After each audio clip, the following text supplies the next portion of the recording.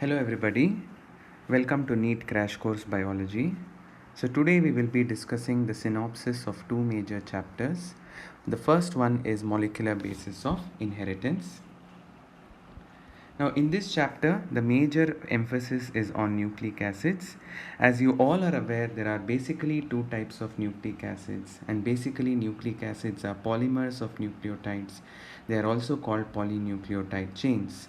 The two major types of nucleic acids are deoxyribonucleic acid and ribonucleic acid. You know that DNA is the genetic material in most organisms, whereas RNA is mostly found as a genetic material in viruses and mostly in retroviruses. It was in 1953 that James Watson and Francis Crick, based on their X-ray diffraction studies, which was actually the X-ray diffraction studies were performed by two different scientists called Maurice Wilkins and Rosalind Franklin, and based on this X-ray diffraction techniques, James Watson and Francis Crick proposed the very famous model for which they won a Nobel Prize, and this model was referred to as the DNA double helix model. You always have to remember the structure of the DNA double helix, and also it was Chargaff, Erwin Chargaff, who stated that the ratios of nitrogen bases are constant and always equal to 1. That is, A plus G in the numerator divided by C plus T is equal to 1.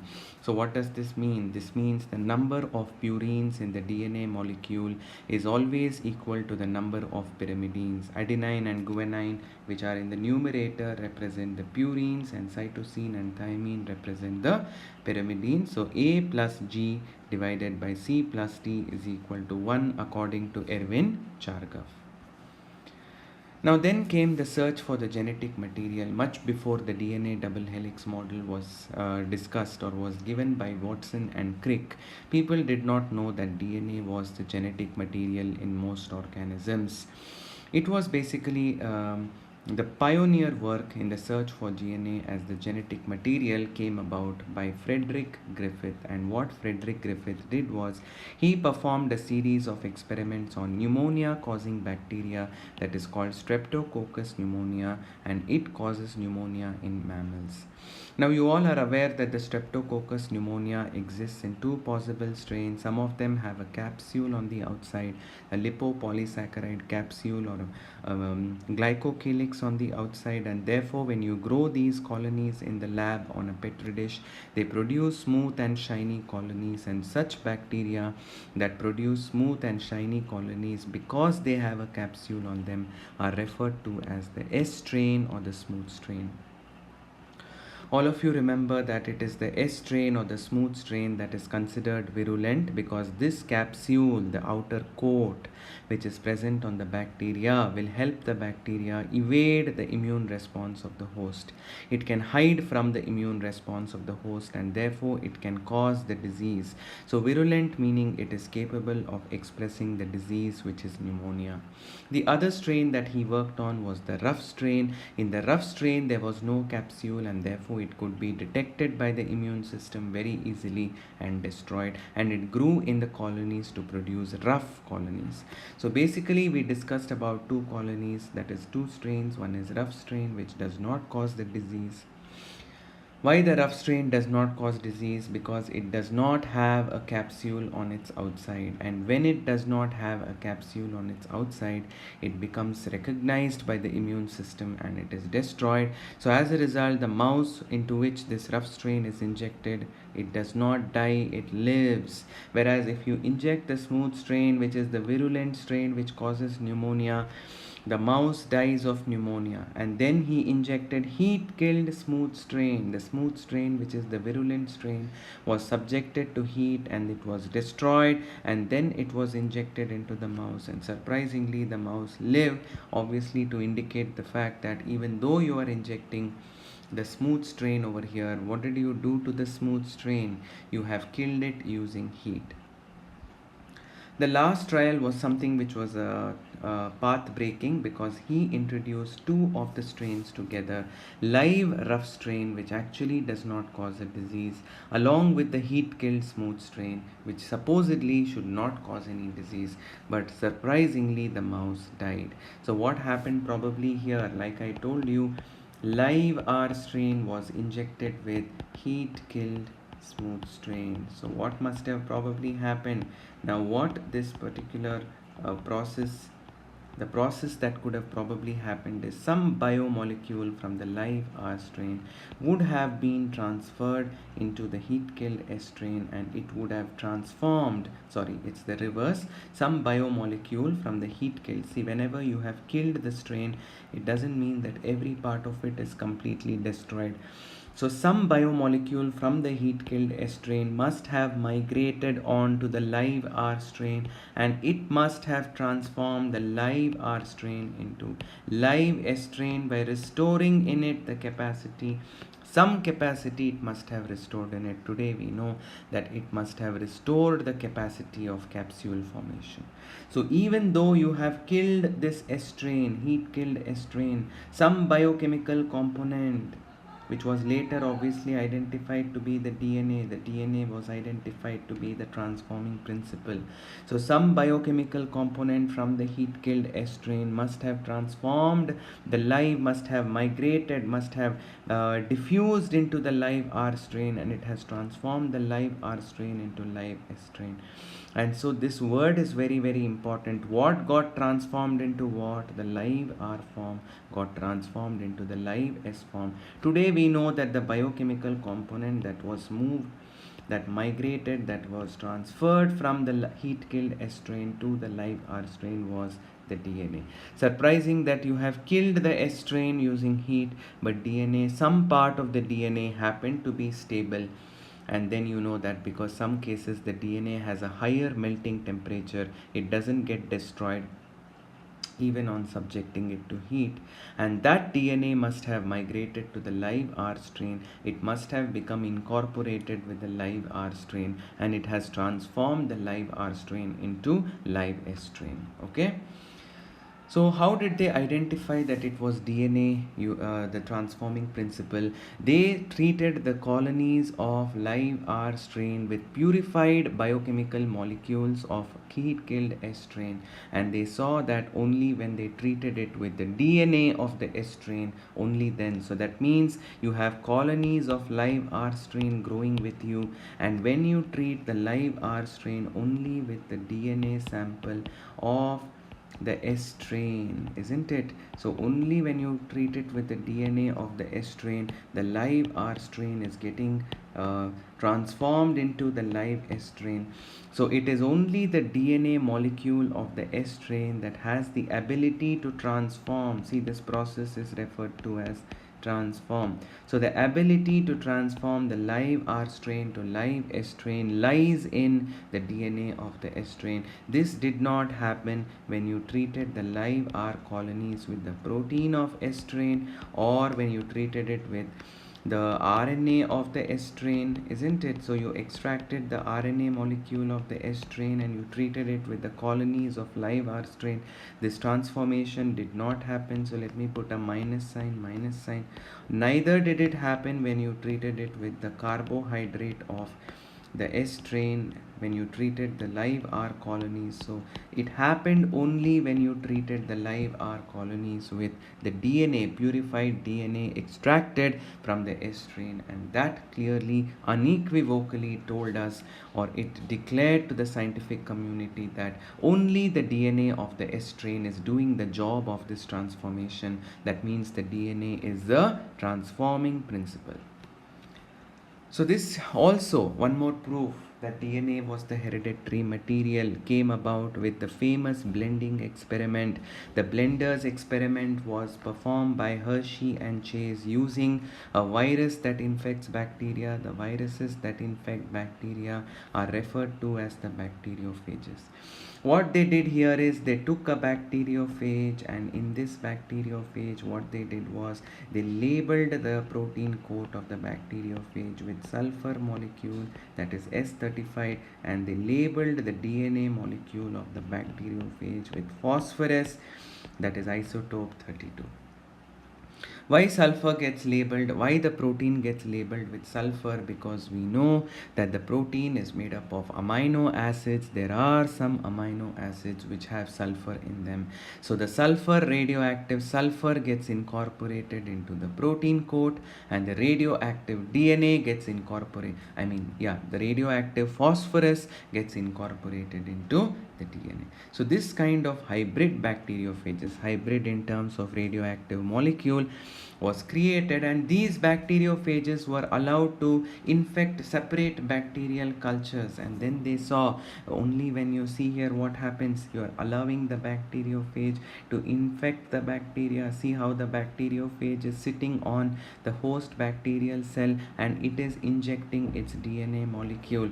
After you allow it to infect the host cell, you are going to subject it to blending. Why should you blend it? When you blend it, what happens is you are gently blending it so that the viral particles get detached from the bacterial cell. What do we call these viral particles, which are now empty? Because they have sent their DNA inside, they have injected their DNA inside the bacterial cell. These viral particles are now called the ghosts. So you want to get rid of the ghost from the surface of the bacterial cell. That's why you subject it to blending, and then you centrifuge it. When you centrifuge it, you will get two fractions in the test tube. If this is the test tube, there will be a fraction that solidifies at the base of the test tube, and there will be a liquid suspension above. So this is referred to as the pellet. So you get a pellet as well as something which is referred to as a supernatant after you subject this to centrifugation. Surprisingly, they saw those bacteriophage which were labeled with sulfur 35, those bacteriophage whose protein coat was labeled with sulfur 35, the supernatant showed radioactivity with sulfur 35, but the pellet did not show any radioactivity. But those bacteriophage which were labeled with P32 in their DNA material, surprisingly, the pellet was the one. If you take the pellet that was obtained by those bacteriophage in which that were bacteriophage which were allowed to infect the bacteria and whose DNA was radioactive, it was seen that the pellet was radioactive. That means the pellet which contains the bacterial cell has become the radioactive component. That means some radioactive part entered into the bacteria. Obviously, which was the radioactive part in this particular bacteria? The DNA. So the DNA of the phage has been injected into the bacteria, and that's why the bacteria has become radioactive. But in this case, the supernatant did not become radioactive. So only in the bacteriophages whose DNA was radioactively labeled, only in those samples the pellet after centrifugation exhibited radioactivity. This clearly shows that the bacteriophage during infection, it is injecting its DNA into the host bacterium. Whereas if you took, like I mentioned, if you radioactively label the protein coat, what becomes radioactive after centrifugation? So after centrifugation, radioactivity is restricted to the suspension, the supernatant, not the pellet. That means the protein coat is in the supernatant. It has not entered the bacteriophage. But in the last case, I told you that the pellet became radioactive. That means when you labeled the DNA of the bacteriophage, the labeled DNA has made its way into the bacteria, and therefore the pellet has become radioactive. So that clearly shows that in this bacteriophage, DNA is the hereditary material. Okay. So the features of the Watson and Crick double helix model, you all know that it is the B form of DNA among the most common form of DNA that exists in our cells. In this B form of DNA, you all know that it has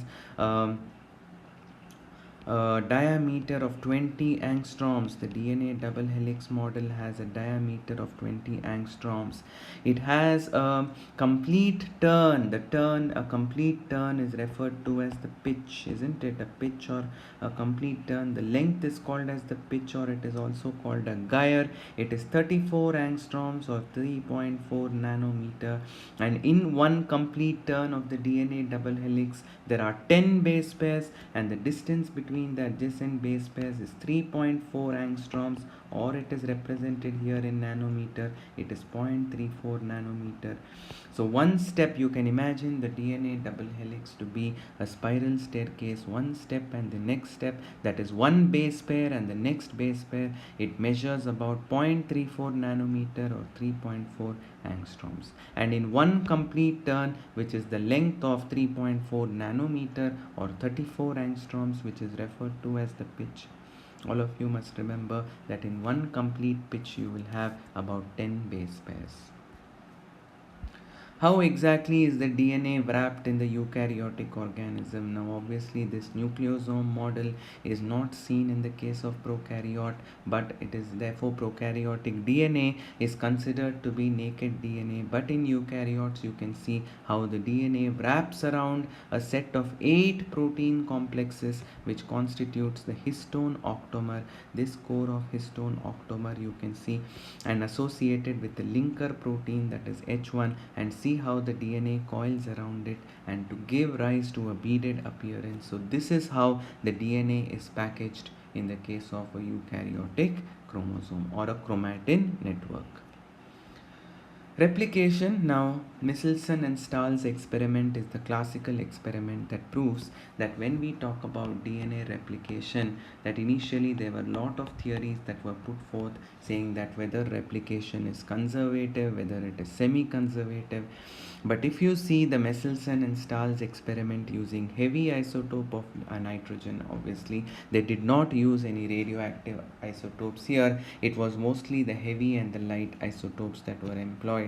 So here you can see the DNA was grown, the bacteria was grown on a heavy isotope DNA for several generations. So both the DNA strands have become heavy nitrogenous, have incorporated the heavy N15 isotope. And how do you know it is heavy? When you centrifuge such a DNA molecule, the band is formed at the base of the test tube. More heavier the molecule, it goes and settles towards the base of the test tube. Otherwise, it starts settling towards the mouth of the test tube. As you can see, the lighter it gets closer to the mouth of the test tube. They saw that when you cultured the bacteria for several generations in heavy isotope and then you transfer it onto a culture containing lighter isotope and let it complete one cycle of division, a bacteria multiplies every 20 minutes. For every 20 minutes, in every 20 minutes, one bacteria becomes 2. That means one molecule of DNA becomes 2 molecules of DNA. After one generation, this is one generation of DNA replication. When they subjected the DNA of the daughter bacteria, they saw surprisingly the DNA was neither heavy nor light. It had one strand heavy and one strand lighter. Remember, you are culturing the daughter bacteria in lighter, a nutrient medium containing lighter nitrogenous isotope. And then when you left it for another 20 minutes, totally accounting for 40 minutes, you allowed the DNA in the daughter cells to undergo a second round of DNA replication. That is, after the second generation of multiplication of binary fission, they saw that surprisingly a light band had appeared after density gradient centrifugation. That means 2 DNA molecules which were completely light. These results are in line with the fact that when the DNA replicates, during DNA replication, when the daughter DNA molecules are produced, one of the strands in the daughter DNA molecule are retained from the mother, that is called the parental or the template strand, and one of them is the duplicate or sorry, not the duplicate, it is the complementary or the daughter strand. So when we have a DNA molecule where one of the DNA strand is the older strand or the parental and one of them is newly synthesized, every time we have a hybrid molecule like this, we say that the DNA is semi-conservative in replication because half of it is parental, it came from the earlier generation, or we can also call this as the mother strand, and the half of it was newly synthesized, so this can be referred to as the daughter strand. Okay, so mechanism of DNA replication, you can expect in the mechanism, how the DNA opens up. You can see that it has opened up to form a fork. This is referred to as the replication fork, and one of the strand that is running in 3' to 5' direction, you can see how the DNA polymerase enzyme, which is DNA polymerase, which is sitting over here, which sits over here in the 3' end, and anyway the DNA polymerase exhibits 5' to 3' polymerase activity and as a result you can see that it elongates the strand continuously. Excuse me. So you have a strand which is continuously being replicated. So what do we call this strand which is continuously being replicated? We call this strand as the leading strand, isn't it? So it is being continuously replicated. Now notice this strand which is running in 5' to 3' direction. In this the DNA replication is happening. See here, the DNA replication is happening towards the replication fork. In the leading strand, the DNA replication is happening towards the replication fork, and then in the lagging strand, notice the DNA replication is happening away from the replication fork. But one thing you should remember here is because it is running in the direction of the replication, as in the polymerase activity of the DNA polymerase, it has to be replicated in the opposite direction in 5' to 3', but it does not happen continuously. It happens in small stretches of DNA, and these small stretches of DNA are referred to as the Okazaki fragments. Okay. RNA world, a single-stranded RNA, 90% of the RNA. Now these are some facts that you must remember. 90% of the RNA occurs in the cytoplasm and the remaining is present inside the nucleus. The RNA is very similar to DNA because RNA is also a polynucleotide chain which is made up of ribonucleotide, but the only difference is the sugar is different. That is, it is a ribose sugar. The ribose sugar at its 2' carbon has a OH group below and a H group above, as opposed to a deoxyribose sugar. Even the nitrogen bases are different, right? In RNA we have adenine, guanine, cytosine, and instead of thymine we have uracil.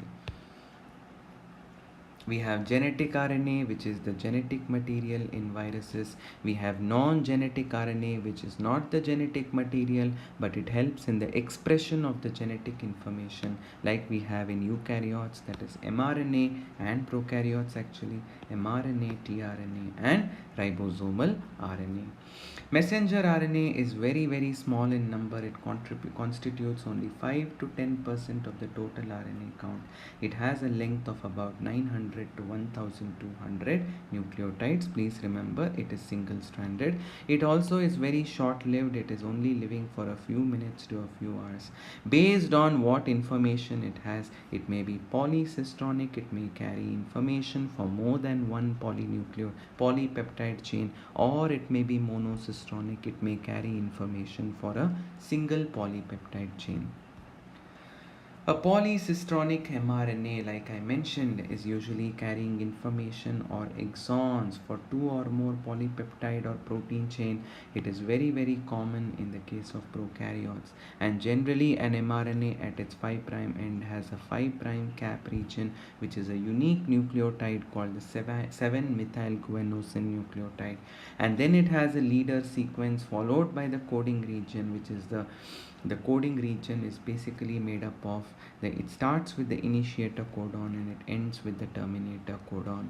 The coding region is the exon or the sensible region of the mRNA, and then the mRNA ends with a poly A tail, which is at the 3' end of the mRNA. It is a repeated unit of adenine nucleotides. tRNA or soluble RNA is slightly like we saw mRNA accounts for only 5 to 10%, but tRNA constitutes for 15%. It has about 70 to 85 nucleotides. It may form double-stranded regions, temporary double-stranded regions, because it has self-complementary bases, and it was the most famous model for tRNA is the cloverleaf model of tRNA that was given by Robert Hawley. And transfer RNA is also called the adapter molecule or the soluble RNA. It is called adapter molecule because it reads the message on the mRNA and it carries the specific amino acid. It also has a DHU dihydrouridine. It has a unique nucleotide called dihydrouridine and T-Cy-C, which is basically pseudouridine, thymidine, pseudouridine and cytidine arm, which helps in recognition of the ribosome, and DHU helps in binding with the amino acid activating enzyme, which is nothing but the enzyme which is involved in formation of amino acyl tRNA during protein synthesis. So here you can see how the tRNA has T-Cy-C arm, a DHU arm. These are the loops, the T-Cy-C and the DHU. This is the CCA3' end. The CCA3' end is where the amino acid binds to it, and then you have the variable loop. This is a very tiny loop you can see here, and this is the anticodon loop bearing a set of 3 nucleotides, which is referred to as the anticodon, which forms hydrogen bases, temporarily hydrogen bases, with the codon present on the mRNA. Then coming to the most abundant RNA that you see in the cell, the most abundant RNA that you see in the cell is nothing but the ribosomal RNA. Now this ribosomal RNA constitutes about 70 to 80% of the total RNA. There are different forms of ribosomal RNA found in eukaryotes and prokaryotes. Like in eukaryotes, you have 28S, 5.8S, 5S, and 18S in the smaller subunit.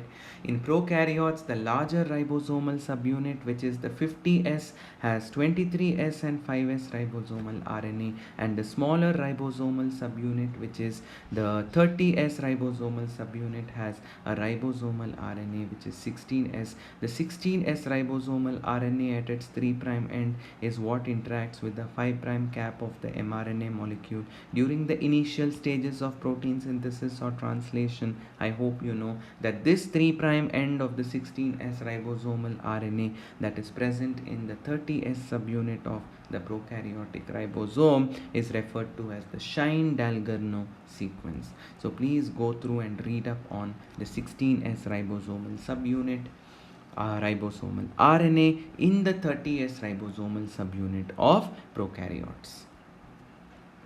We know that the gene is a cistron. It is a structural gene. A cistron is something which is having a sensible sequence which is capable of coding for a particular polypeptide chain. Then we are moving on to genetic code. How is the information in the DNA stored? The information in the DNA is stored in the form of a code. It is a code of nucleotides or a code of nitrogen bases. It is referred to as the genetic code. Now let us run through some of the features of genetic code. You know that the codons are triplet. The entire genetic code can be divided into units, imaginary units, without any boundaries between them, and each unit is a consecutive set of 3 nucleotides, and that constitutes a triplet. So genetic code is a triplet, and there are 64 different types of genetic codons, out of which 61 code for amino acid, and the 3 are the ones which are involved in stop codon, which are referred to as the nonsense codon because they do not specify any amino acid. Then moving on to genetic code being universal, it is seen in all living organisms. and codon is degenerate. When we say codon is degenerate, that means that each amino acid can be coded by more than one codon. But remember, a codon cannot code for more than one amino acid, but an amino acid can be encoded by more than one codon, and this is called the principle of degeneracy. And like I told you, codons are unambiguous. In the statement that I told you, a codon cannot code for more than one amino acid. That means a codon is highly specific to a particular amino acid, and that suggests that a codon is very, very faithful to an amino acid, and that's why it is said to be what? It is said to be unambiguous. Whereas the second part, that is an amino acid can be encoded by more than one codon, represents what is referred to as the degeneracy of the codon. And always the third one is different, and it has no specificity bearing in codon, and that is why encoding for an amino acid. And this non-specific third nitrogen base is the Wobble hypothesis. And then we have punctuation codons like initiation and termination codons. You have AUG and GUG in mitochondria, and you have terminator codons like UAA, UAG, and UGA in the case of the terminator codons, which help in termination of protein synthesis. Codons are non-overlapping. They are read in discrete units of a set of 3 nitrogen bases without any getting carried forward to the next set of codon, and therefore we say it is non-overlapping. None of these and most importantly, I told you that there are imaginary boundaries between the codon, and when I say that there are imaginary boundaries between the codon, you have to remember that the codon is, the code is comma-less. There is no comma, there is no gap between the codons, okay? And like I said, a particular codon can code for a particular amino acid, so it is unambiguous. They are collinear. They are arranged in a linear pattern on the mRNA so that the same linear sequence can be read by the tRNA with the help of the ribosome, and they have a polarity. The codons extend from the 5' region on the mRNA to the 3' region on the mRNA. Now, transcription, the first step in which you are copying the genetic code, remember the message on the DNA is in the form of a code which cannot be understood by the cell's protein synthetic machinery. So basically you have to remember that this code, which is present in the form of codons, a series of codons which constitute the genetic code, must be copied onto an mRNA who is going to collect that message and show it to the people in the cytoplasm, the machinery in the cytoplasm, who can then understand the DNA language. So in transcription, what is happening is the DNA language is getting copied onto, it is being converted into the RNA language. So for that you have initiation by the sigma factor and an enzyme called RNA polymerase. It goes and binds to a specific part of the cistron, which is referred to as the promoter, and then you can see how the DNA opens up, and specifically the RNA is synthesized in 5' to 3' end, copying the 3' to the 5' end of the DNA, and this DNA strand that is getting here this is getting copied, the red strand. So the red strand is running in 3' to 5' DNA, and this DNA which is getting copied is called the non-coding or the template DNA, whereas the other DNA that is not participating in transcription is called the coding or the complementary DNA strand. And see how the message from this non-coding DNA, that is the red DNA molecule, is getting copied onto the RNA molecule, and now see the RNA molecule is set free when it reaches the terminator region of the DNA molecule, and that is usually brought about by the binding of a transcription factor called the Rho factor, which helps in the detachment of the RNA polymerase. So basically what is happening, you are transcribing. Transcribe means you're copying the message on the DNA, but in a different language, that is RNA language, okay? Once the mRNA is synthesized, notice how the mRNA's 5' end is capped with a unique nucleotide called the 7-methylguanosine, and then you can see how there are non-coding regions in the mRNA which are useless, which are called introns, and there are certain special complexes called spliceosomes which come to the sites where introns are there, which remove these introns to form a continuous stretch of exons, and this is called splicing, post-transcriptional modification. And you can also see at the 3' end of the mRNA a polyadenylate tail is added. In translation, the mRNA has moved into the cytoplasm and now it associates with the RNA tRNA molecule. See how the tRNA molecule is carrying an amino acid, and the first codon on the mRNA, which is the initiator codon, is already there and it has associated with the smaller subunit. If you consider this to be a prokaryote, you can consider the smaller subunit to be the 30S. So this is the first tRNA which comes and occupies or forms a temporary hydrogen bond with the codon present in the on the mRNA, and then you can see how the larger subunit is coming and sitting, and then see how the tRNA occupies a site on the larger subunit of ribosome called the P site, and the A site is vacant. Now another tRNA is coming and sitting on the A site. The moment both the P and the A site are fully occupied, you can see how a peptide bond is formed between the carboxyl terminal of the amino acid of the P site and the amino terminal of the amino acid of the A site to form a peptide bond mediated by the 23S ribosomal RNA in the larger subunit, which is referred to as the peptidyl transferase, and this peptidyl transferase brings about the formation of the peptide bond. Meanwhile, the amino acid and the tRNA which was in the P site will now be shifted to the exit site. It goes away, and then again the A site is vacant, and the same thing repeats until we get a polypeptide chain, and this is the process of translation. We also have the gene expression model in prokaryotes, extensively studied in case of prokaryotes. We have the lac operon, how the gene is organized.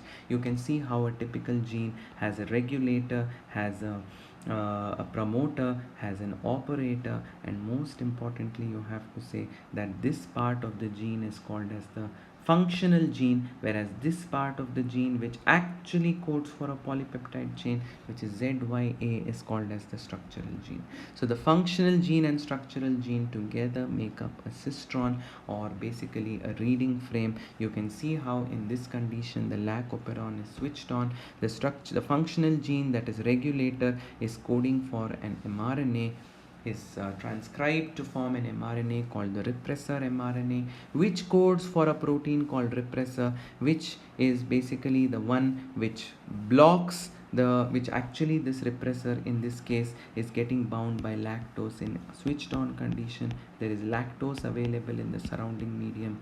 The lactose will block the repressor, so normally the repressor goes and sits in the operator region, but now it is not able to sit in the operator region. So the RNA polymerase enzyme which is binding to the promoter is free to go ahead. It will go ahead and it will transcribe the Z, Y and A genes into the lac mRNA, which will get translated, and this lac mRNA on being translated will produce the respective enzymes. That is, Z will produce beta galactosidase, Y will produce permease, and A will produce transacetylase, and all these three enzymes are involved in the metabolism of lactose. So because lactose is present, all these three enzymes are getting synthesized, are getting translated. So we say it is in a switched on condition. Switched off condition, you have to remember you are not giving lactose. So lactose is absent in the surrounding medium. When the lactose is absent, there is nobody to turn the repressor off. So the repressor is in its active state, and notice how the repressor is going and sitting in the operator region. Now whose path is being blocked? The RNA polymerase cannot go further because repressor is sitting in its way. If it cannot go further, then this transcription will not happen. Then the genes, that is Z, Y and A, the structural genes, will not get expressed, and that means the operon is in a switched off condition. In DNA fingerprinting, the last technique in this chapter that you should know, we are mostly concerned with certain sequences called repetitive sequences. Say for example, there is a sequence like TA, TA, TA, TA, TA, and so on. Here it is repeated 1, 2, 3, 4, 5 times. All of us have the same repetitive sequences on our DNA, but the number of time it repeats is different. For me, it may repeat 1000 times. For you, it may repeat 1500 times. No two individuals have the same number of repetitive sequences. They have the same repetitive sequence, but the number of repetitive sequence is different. So that is what is the fingerprint. It's called fingerprinting because it is highly specific. It has nothing to do with your fingerprint, but just like how your fingerprint is specific to you, this technique ensures that the distinction created is specific to the person, except if there is identical twins, they can have the same DNA fingerprint in that particular case. So human genome has highly variable regions called mini satellite, which is about 10 to 60 base pair long, which is repeated several times. Like I told you, these small sequences are repeated many times. It is not about the sequence, it is about how many times it is repeated. Such repetitive sequences which occur in variable number of repeats are called variable number of repetitive sequences or variable number of tandem repeats. Surprisingly, they do not code for any protein, but they show high degree of polymorphism. That means they occur in different number of repetitive sequences. Like I told you, I may have 1000 repeats, you may have 1001 repeats, the other person may have 1050 repeats, the other person may have 2000 repeats. So that's why we say it exhibits polymorphism. Variations arise due to inheritable mutations, and such variations which occur which can be passed on to the next generation is called DNA polymorphism. And this, based on these variable number of repetitive sequences, the DNA fingerprinting technique was developed by a scientist called Alec Jeffreys in the year 1985. So what they do here is the double-stranded DNA is isolated by using specific protocol, and it is cleaved using REN, and then you will separate the cleaved fragments of double-stranded DNA using gel electrophoresis, and after that you can convert them by denaturing the double-stranded DNA into single-stranded DNA. The single-stranded DNA using Southern blotting technique is transferred onto a nitrocellulose sheet, and it is placed on top of a gel, and when you put it in a buffer, the buffer solution will pick up the single-stranded DNA and it will be passed on to the nitrocellulose gel, and this transfer from the gel to the nitrocellulose paper is referred to as the Southern blotting technique.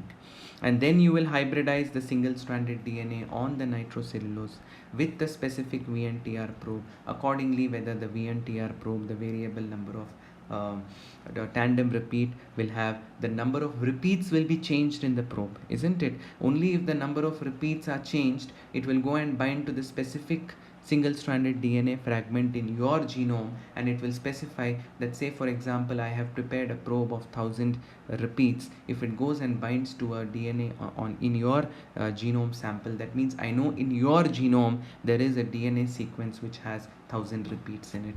So probes will go and bind to specific complementary single-stranded DNA. If a probe goes and binds to a DNA, that means they are identical. So if a probe having 1000 repeats goes and binds to a DNA, I know that the DNA in the sample has 1000 repeat in it.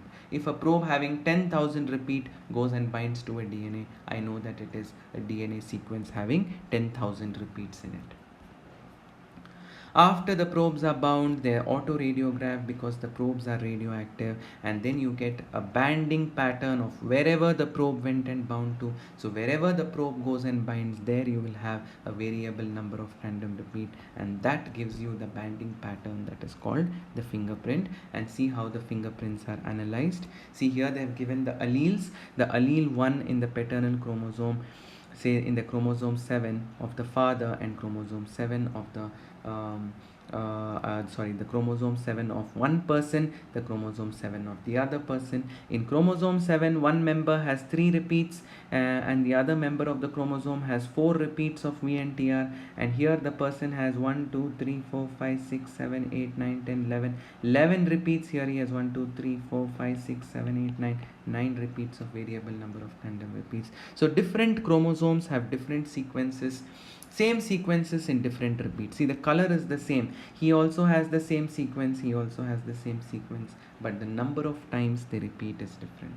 And when you identify these repeats and when you subject them to the gel electrophoresis based on their length, based on the length of the repeat, you can see how the repeats are extracted on the gel electrophoresis, and then when you probe them you will see which repeat which person has, and you will compare the two. It can be used to identify criminals, it can be used for paternity testing, it is used to determine the population and genetic diversities. It is also used in solving immigration problems and family relationships. Okay, so these are the applications of DNA fingerprinting. Now moving on to the next chapter, that is biotechnology, principles and processes. What is biotechnology? It is a branch of science which deals with technological applications of living cells. Basically in biotechnology we are very selfish because we want products which are of human importance, which are of human use. So in order to obtain desirable bioproducts from living cells, you are going to carry out biotechnology, isn't it?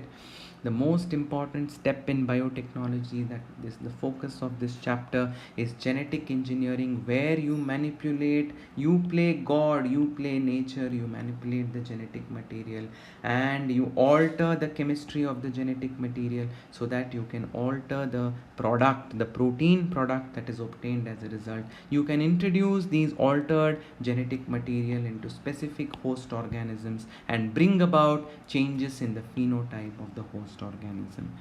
And then another step in biotechnology is, like I said, ultimately you are modifying the genetic material in order to obtain a modified genetic product, which is the protein. So you have to ensure that the protein that you obtain should be in sterile conditions. You should grow whichever host. It may be a bacteria, it may be a plant cell, it may be an animal cell. You have to grow it in sterile conditions, and that desired microbe, if you grow them with the desired gene of yours inside it, it will give you the desired product, and then you can obtain that product and you can use it for the manufacturing of certain biotechnological products like antibiotics, vaccines and enzymes. Asexual reproduction allows reproduction, sexual reproduction allows reproduction, but you here in case of biotechnology, you already have set your goal on a particular gene. You want only your gene to get multiplied. You don't want other unwanted genes to multiply. In asexual reproduction, everything gets multiplied. The whole genome, the whole genetic material gets duplicated. But here in genetic engineering, your eye is on one stretch of DNA, one specific gene, and you only want your desired gene to increase in number, and that is possible through this particular principle that is referred to as recombinant DNA technology. So that also is made possible, and when you make multiple copies, say for example you have gene A, if you make 1,000 copies of gene A inside a bacterial cell, aren't all the copies alike? Aren't all the copies replicas of each other? Then it is referred to as gene cloning. Isn't it? Cloning means to make multiple identical copies of a particular gene. Now you are not bothered about any other gene in the cell. You only want one particular gene of your desired or of your interest to be multiplied, and that's why we use this concept of, or this principle of biotechnology. Cloning, like I said, you have your eye set on a foreign DNA and you want to make multiple copies of that foreign DNA. So what you can do it is you can splice it with an origin of replication site wherever there is origin of replication, because if you simply take a piece of DNA and put it inside a host cell, do you think it will multiply? No, it will get lost, it will get degraded, because the host cell has its own defense machinery, defense mechanism, which is going to destroy the foreign DNA. So most cases what we can do is you can fix the gene of your interest with a suitable origin of replication so that it will replicate, it will multiply, it will produce multiple identical copies, which is referred to as the clone. Okay. What are the different tools in recombinant DNA technology? First of all, you need a gene, desired gene. Now, for example, a company wants to manufacture insulin in their laboratory, then their desired gene would be the insulin gene. Whichever protein you want to obtain in the laboratory, that particular gene is the desired gene, and therefore you have to obtain that gene from the host cell. You need to obtain the insulin gene from the human cell, or you need to artificially synthesize the gene in the laboratory. If you want to isolate the gene from a living cell, then you need a certain enzyme called restriction endonuclease, which will cut the DNA of the host cell into bits and pieces from which you can isolate your desired gene. Not only is cutting the genomic DNA important, say I want a gene from a bacterial cell, I will extract all the DNA from the bacterial cell, I will cut it into bits and pieces by subjecting it to restriction endonuclease. But now I have a bunch of pieces of DNA, but I have to separate it using a gel electrophoresis on a negatively charged field, because DNA is negatively charged, and when you apply voltage to the gel, it will move towards the positive field or towards the positive terminal. So this separation of the DNA fragments after subjecting them to restriction endonuclease treatment is referred to as gel electrophoresis. So in agarose gel, we use agarose, the gel that is agarose, which is extracted from the seaweeds. It is a DNA fragments will resolve, meaning the double-stranded DNA that you obtain by cutting the genomic DNA using using restriction endonuclease can be separated based on their size to charge ratio on an agarose gel platform in an existing electric field with a positive and a negative terminal. You literally pass current through the gel field to the gel to create an electric field in which these DNA fragments will migrate. Once the fragments have migrated, you can visualize them using staining, using ethidium bromide, and also by exposure to UV light. Ethidium bromide is a dye which gets highlighted when you expose it to the UV light. You can see the banding, and once you know where your gene of interest lies, you can extract that DNA, that gene of interest, from the gel column by cutting a part of the gel, a bit of the gel, and that is referred to as elution. Okay. So enzymes. Now restriction enzymes. The enzymes that cut the double-stranded DNA. Now I told you that if you want your desired gene from a particular genome, you need to cut the genome into bits and pieces, and you need to extract your desired gene, and that is possible only when you use these molecular scissors called restriction enzymes. In the year 1963, they were discovered for the first time in E. coli, that is Escherichia coli, and names are given to them. For example, the first restriction endonuclease that was used was called HIND2, and till today about 900 restriction endonucleases have been isolated from 230 different strains of bacteria. It is surprising that bacteria have their own restriction endonucleases, so majority of them are extracted from bacteria. How do you name a restriction endonuclease? For example, if you see the name EcoR1, E stands for the generic name of this bacteria from which it was isolated, CO stands for the species name of the bacterium, R stands for the strain of the bacterium, and 1, the Roman numerical, stands for the order of isolation. The first one isolated was 1, isn't it? So the order of isolation is given in the form of a Roman numerical. And then you have RENs are classified into two types: exonucleases, if they cut the DNA from the free ends of the DNA molecule, or if they make in between cuts on the DNA molecule, they are referred to as endonucleases. How do they cut the DNA? As you can see here, they recognize specific sequences on the DNA, which is referred to as the palindromic sequence, which is reading the same in both forward and backward direction. You read it in 5' to 3' direction, it is GAATTC. You read it in the backward direction from the 5' to 3', it is again GAATTC. Such sequences which read the same in both forward and backward direction are referred to as the palindromic sequences. Okay, now see how a DNA restriction endonuclease cuts the palindromic sequence. It cuts on two different sides on the sugar phosphate backbone on the opposite strands between the same two nucleotides. Here also it is cutting between G and A. Here also it is cutting between G and A. You have to subject your DNA to which you want to attach the foreign DNA and the foreign DNA with the same restriction endonuclease so that the cuts are matching. Only if the cuts are matching can you link them using the DNA ligase. So you are cutting the host DNA or the vector DNA, which is mostly a plasmid, which acts as a vehicle to carry your foreign DNA, which allows the replication of the foreign or your desired DNA. You're cutting both of them. I'm repeating again, you are cutting the foreign DNA or the desired DNA that you want to clone, as well as the DNA of the cloning vector or the host DNA, using the same restriction endonuclease. Why do you use the same restriction endonuclease? That is because you want the cuts to be even, you want the cuts to join together easily when you treat them with DNA ligase. Okay. So they usually produce sticky ends where the unpaired bases are hanging out and blunt ends where there are no unpaired bases. Mostly for the for the two pieces of the DNA to join together, it is better if they have sticky ends, and this basically is what allows the two ends to come together and form hydrogen bonds between them. And then we have enzymes which are called polymerases, which replicate the foreign DNA inside the host cell. You want multiple copies of the foreign DNA, so you're going to replicate using DNA polymerases.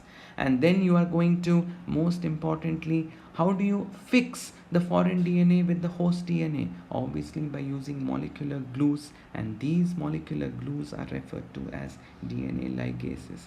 The DNA ligases are also referred to as the molecular stitchers or the molecular glues. You are going to put together the foreign DNA, and like I told you, for the foreign DNA and the desired gene or the gene of interest, the foreign DNA itself is the desired gene, and the host DNA, say for example the DNA of the cloning vector. For you to put them together, you need an enzyme called DNA ligase. Then where do you put them? You put them into like I told you, there should be a plasmid, that is the vector, which carries, I told you, you need to put it with the origin of replication. If you simply drop a piece of gene into a host cell like a bacteria, your piece of gene is gone. So you have to associate it, attach it with the origin of replication. And where is the origin of replication present? The origin of replication is present on another stretch of DNA, which constitutes the vector, which carries your foreign DNA, which carries your desired DNA. It acts as a vehicle.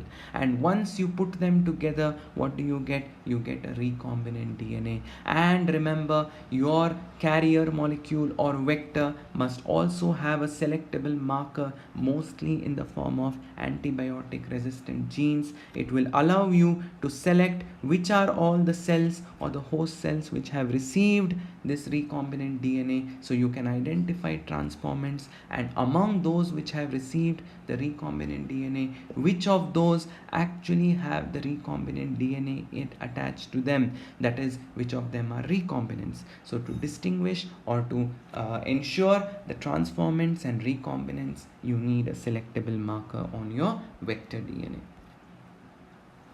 Cloning sites are those sites where you insert your foreign DNA onto your onto the vector DNA. Imagine the vector DNA is a plasmid, and wherever there is a cloning site, there will be a restriction site. You will use a specific restriction enzyme. You will cut the cloning site. You will treat the foreign DNA with the same restriction endonuclease. So both the foreign DNA and the cloning site have even cuts, and then you will merge them using DNA ligase. So basically the cloning sites are located within the antibiotic resistant gene, so that if you insert the desired gene within the antibiotic resistant gene, then the plasmid will end up losing the activity of the antibiotic resistant gene. And when you place or when you transform a bacterial cell with such a plasmid which is carrying a foreign DNA in the place of antibiotic resistant gene, then that bacterial host cell will not show antibiotic resistance.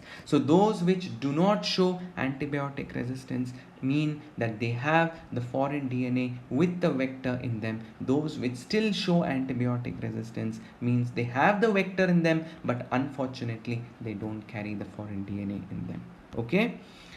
So vectors are bacteriophages or mostly a plasmid. Now in this chapter you will be learning the plasmid, that is the cloning vector, which is PBr322. See how a plasmid is a circular, double-stranded, autonomously replicating extra chromosomal double-stranded DNA molecule which is found in the cytoplasm, naturally occurring in the bacterial cell. But you can synthesize, like how the plasmid of Bolivar and Rodrigue were the ones which were actually synthesized in the lab by adding several sequences to them.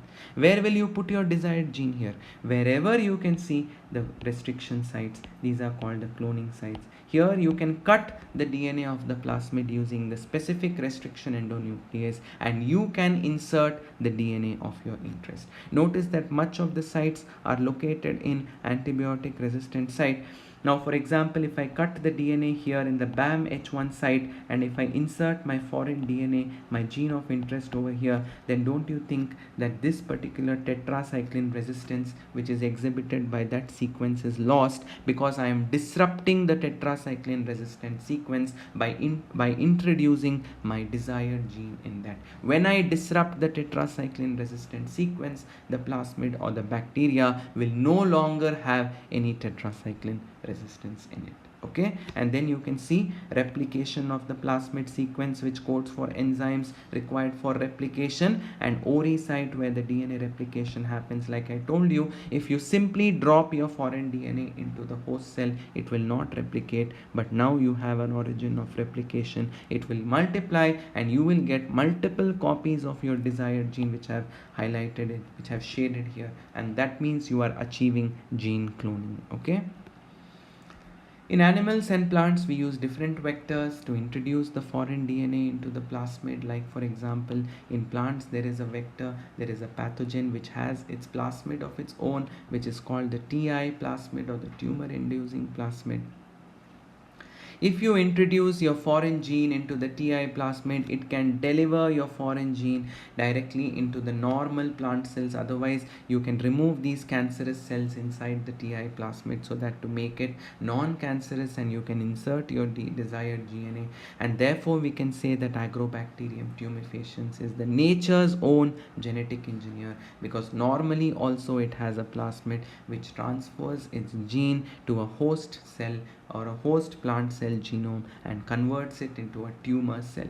But now you're removing the tumor genes and you're introducing your foreign gene of interest.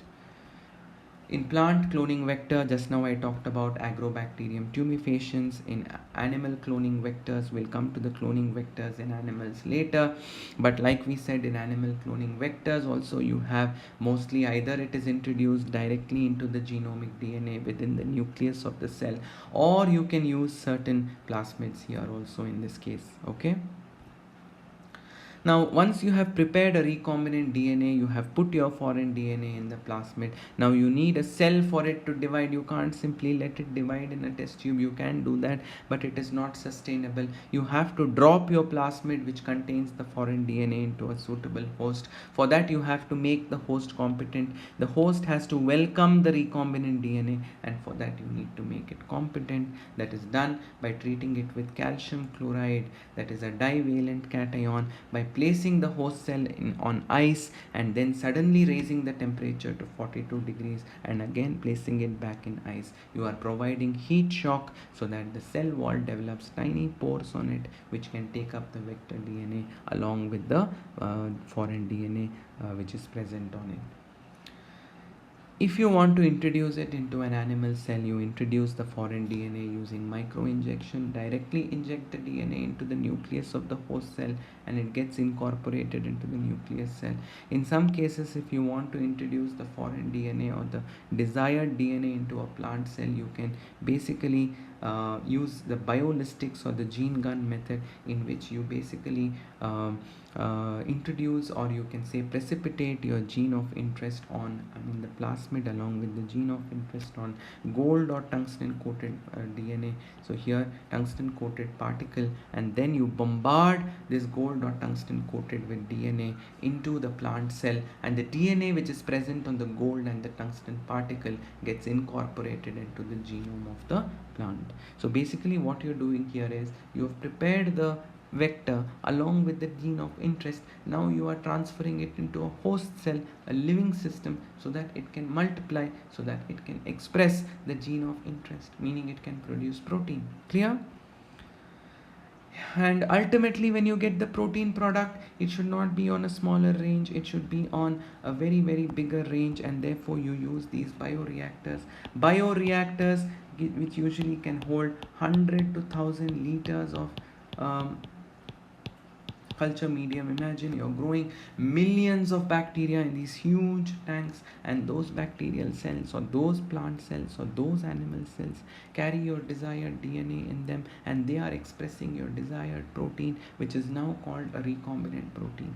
So to obtain the recombinant protein, you are going to grow these bacteria or plant or animal cell in a huge vessel called a bioreactor. There are stirring type bioreactors where you stir them continuously to ensure that oxygen is supplied to all the cells which are present in the nutrient medium, like bacterial cells, plant cells, or animal cells.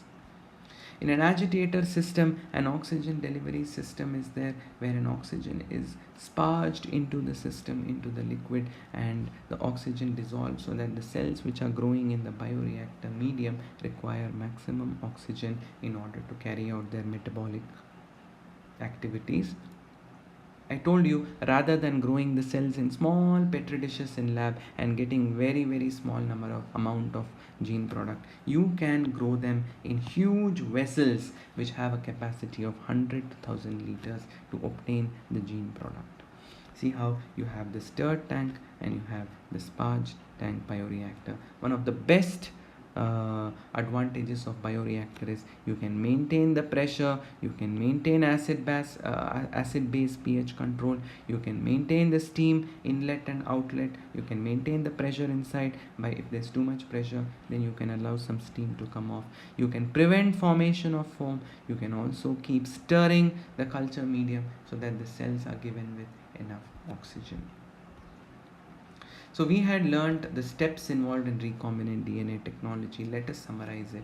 You isolated the DNA, you cut the DNA, you inserted it. Now mostly what they do is, I told you, you insert it into a plasmid or a vector into the host cell and allow it to multiply. Now they have devised an easy method to multiply a gene without a vector. This is called gene amplification by polymerase chain reaction. And then we saw, after you have obtained multiple copies, you have found a suitable vector to attach your gene with, you will introduce that recombinant DNA into a suitable host cell which will start producing the protein. And I told you, once you have the host cell with the foreign DNA or a recombinant molecule in it, it is best to grow them not in small petri dishes but in huge vessels called bioreactors, and then extracting the product, purifying the sample, conducting clinical trials, and ensuring that it is safe before commercializing it is called as the downstream processing. So like we said, if you want to isolate the DNA from a bacterial cell, you have to degrade the cell wall of the bacteria by treating it with cellulase. In bacteria you use enzymes that degrade peptidoglycan, which is the component of the cell wall. But in plants, if you want to break the cell wall, you use an enzyme called cellulase. So peptidoglycan breaking enzyme is called the lysozyme, which ruptures the peptidoglycan layer and it punctures the bacterial cell so that the DNA is released into the outside suspension. If you want to extract DNA from a fungal cell, then you will use a fungal cellulose, which is referred to as the chitinase, because you know that fungal cell walls are made up of fungal cellulose or chitin. And then finally, when you obtain the DNA, when you add chilled ethanol from the sides of the test tube, you can see a cottony mass that precipitates, which is nothing but the DNA. From all this DNA, how will you extract your desired gene? Like we saw, you cut the DNA into fragments using restriction endonucleases, and then you subject it to gel electrophoresis, and then you subject it to southern blotting. You carry the piece of DNA onto nitrocellulose paper. You find out a probe based on your desired gene, and you find out which fragment on the gel column has your desired gene. Isolate that gene product, that gene, using elution method, as we had already discussed. So see, you are taking the foreign DNA, you are taking the vector DNA, which has to carry the foreign DNA. Simply you cannot drop the foreign DNA into the cytoplasm. It will get lost, it will not multiply. Vector has tools to recognize the recombinant DNA, that is such as selectable markers like antibiotic resistance. It has tools to allow the replication of foreign DNA, that is like oocyte. It has tools which allows insertion of the foreign DNA, such as the multiple cloning sites we saw in ampicillin and tetracycline resistant regions in case of PBR322. Correct? See, you have cleaved, you have cut the foreign DNA, the desired DNA, as well as the vector using the same restriction endonuclease, such that the cuts are even. And then you obtain the recombinant DNA molecule by splicing them together using DNA ligase, and then you transform, means you introduce the recombinant DNA into a suitable host cell. And within certain cycles, the host cell, if everything goes smooth, the host cell will start expressing that foreign DNA in order to obtain a foreign product. How do you carry out cloning outside the bacterial cell? Now, the cloning within the vector with oocyte and all happens inside the host cell, but there is cloning that can be done in the laboratory also. It is called in vitro gene amplification, because here you are not multiplying the cell inside the host cell, but you're not multiplying the gene inside the host cell, you're obtaining multiple copies of the gene outside the host cell. So it is called the gene amplification of PCR. You take your desired gene, you denature it by subjecting it to 94 to 95 degree, and you anneal the polymerase and the primers and the polymerase at the 3' end of the single-stranded DNA using a very specific temperature of 50 to 55 degrees centigrade. If you bring down the temperature to it, see, the 3' ends of the separated single-stranded DNA will get coupled with the single-stranded DNA, which are called primers, which are involved in replication of those respective template strands. After that, the primers must be treated with, they need to be elongated, so they need to be treated with a special enzyme called Taq polymerase extracted from a thermophile called Thermus aquaticus, which needs a very high temperature of about 72 degrees in order to extend. That is, extension as in the 3' end of the primer will be extended by the Taq polymerase in the third step, which is referred to as extension. And notice how once the Taq polymerase extends the primer and synthesizes the complementary strand, we now have with us 2 DNA molecules. So we started with 1 DNA molecule, but we now have 2 DNA molecules. If you repeat this cycle for 30 times, you will get about 1 billion copies of the DNA. You started off with 1 copy of DNA, now you end up with 1 billion copies. And then you introduce it into the host. We've discussed all this. You make the host competent. If it is plant cell, you use biolistics or gene gun. If it's an animal cell, you use microinjection. And then we saw how you obtain the target protein by culturing the transformed cell, the cell that has received your recombinant DNA. It will that particular cell will start expressing the protein that is expressed by the recombinant DNA, the foreign DNA that is present. Such a protein, now for example, for insulin, you are producing insulin protein in a bacterial cell because you're cloning in a bacterial cell, but you are producing a human protein. This is called, such a host, that is bacterial cell, is called a heterologous host, and this protein is actually a human protein, insulin, but surprisingly it is being made in a bacteria. It's called a recombinant protein. Downstream processing is the last step in which you make sure that, like I said, the protein that is extracted, that is the desired gene product of the protein, it should be subjected to repeated testing and it should be subjected to clinical trials. Quality control must be carried out before commercializing it in the whole world.